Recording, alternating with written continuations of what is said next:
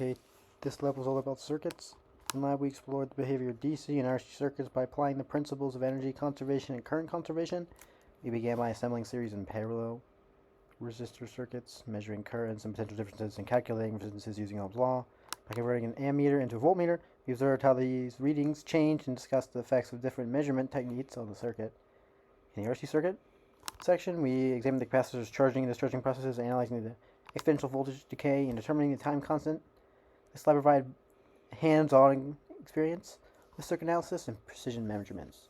And make note that the system is the ammeter and the voltmeter / the voltmeter, and this running is just the circuit. Some important theoretical justifications is Kirchhoff's law. Kirchhoff's current law is that any junction in a circuit, the total current entering must equal the total current leaving. This is a consequence of charge conservation, ensuring that no excess charge accumulates at a node. Kirchhoff's voltage law states that the sum of the potential differences around any closed loop is zero. It falls from the conservation of energy, ensuring that the total energy gained from a source is equal to the total energy lost across the entire circuit. The resistance, broken into resistors in series and parallel, determines how much material opposes the flow of current. Ohm's law is going to determine the voltage, current, and resistances in whereas series circuits, resistances add up. In parallel, they are reciprocal sums. Capacitors store charge and energy. The capacitance depends on the charge stored per unit voltage. In series, the total capacitance is reduced. We'll be using DC and RC circuits. The DC circuit consists of components powered by a steady-state voltage source, such as a battery. The power dissipated in a resistor is given by the product of the current and voltage. RC circuits consist of a resistor and a capacitor, where a voltage and current charge exponentially over time. The constant RC determines how quickly a capacitor charges or discharges. So, using the experimental setups over here, we determined the prediction for the current and an experimental measurement determined they were quite different, the same. We also saw experimentally that the current, when reversed, just was negative. Resistance, we also saw that the resistance was as expected, very similar.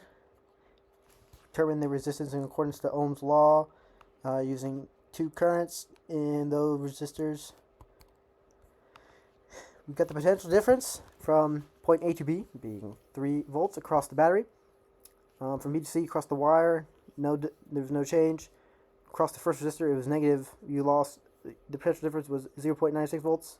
And from D to E, nothing, no change because it's just wire.